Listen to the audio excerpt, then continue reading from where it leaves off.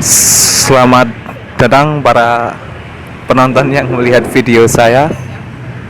Ketika kawan-kawan semua mendengar tentang Adam Smith, tentu pemikiran teman-teman semua pasti akan langsung terfikir untuk kritik terhadap teori kapitalismenya. Namun masih banyak yang bisa teman-teman gali semua tentang pemikiran-pemikiran Adam Smith yang lain. Langsung saja kita masuk ke latar belakang serta pendidikan Adam Smith terlebih dahulu. Adam Smith ini merupakan seorang filsuf sekaligus seorang ekonom. Ia lahir pada tahun 1723 di Skotlandia. Ia mula-mula berkuliah di University of Glasgow di Skotlandia, yang mana universitas ini merupakan universitas yang terkemuka pada masanya. Pada saat itu ia memiliki seorang guru atau pengajar yang menjadi inspirasi dia. Dia adalah Francis Hutcheson. Di Universitas of Glasgow ini Adam Smith belajar berbagai macam mata pelajaran, di antaranya filsafat, sastra, bahasa, dan lain-lain. Setelah menyelesaikan studi di University of Glasgow, Adam Smith melanjutkan pendidikannya di Oxford.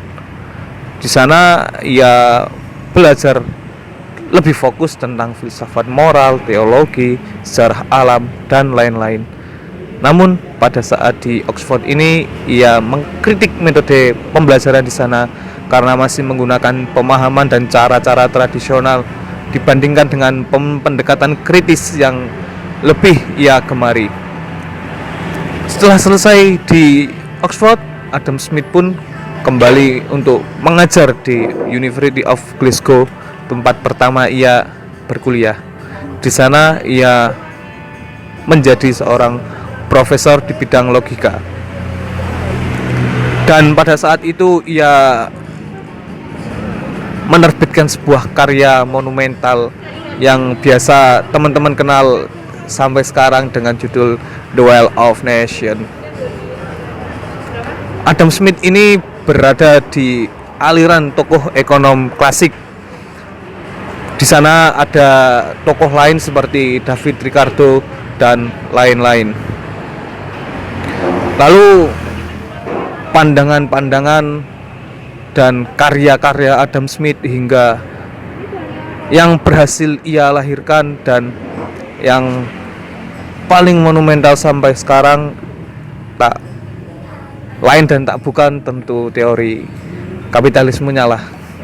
Teori-teori tersebut yang masih sangat relevan dan masih sangat dipakai hingga saat ini, di mana teori kapitalisme ini intinya segala bentuk kekayaan atau segala bentuk modal dimiliki oleh pemodal tersebut.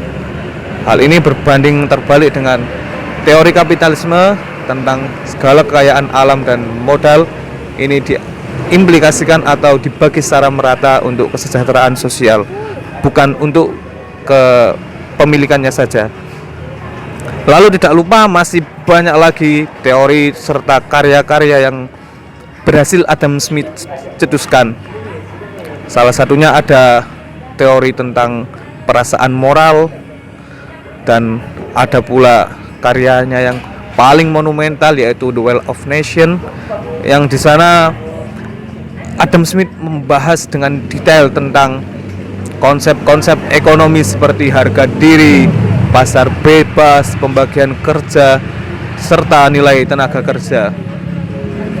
Ia pun menyatakan bahwa ekonomi yang efisien akan terjadi ketika individu diizinkan berusaha mencapai keuntungan pribadi tanpa campur tangan pemerintah yang berlebihan. Hal ini yang sering kita dengar sebagai konsep the invisible hand, di mana segala bentuk ekonomi harus diselesaikan dengan cara-cara ekonomi atau mekanisme pasar tersendiri tanpa campur tangan dari pemerintah. Kedua atau karya-karya tersebutlah menjadi dasar pemikiran ekonomi, filsafat, dan moral yang sampai saat ini masih berpengaruh dalam sejarah tentang pemikiran ekonomi. Kemudian ada pula kebijakan Adam Smith yang tentunya masih sangat relevan hingga sekarang. Salah satunya ada prinsip pasar bebas. Konsep pasar bebas yang diusulkan Adam Smith ini menyatakan bahwa tanpa campur tangan pemerintah yang berlebihan, pasar bebas akan tercapai dan dapat mencapai alokasi sumber daya yang efisien dan menyediakan insentif bagi inovasi serta produktivitas.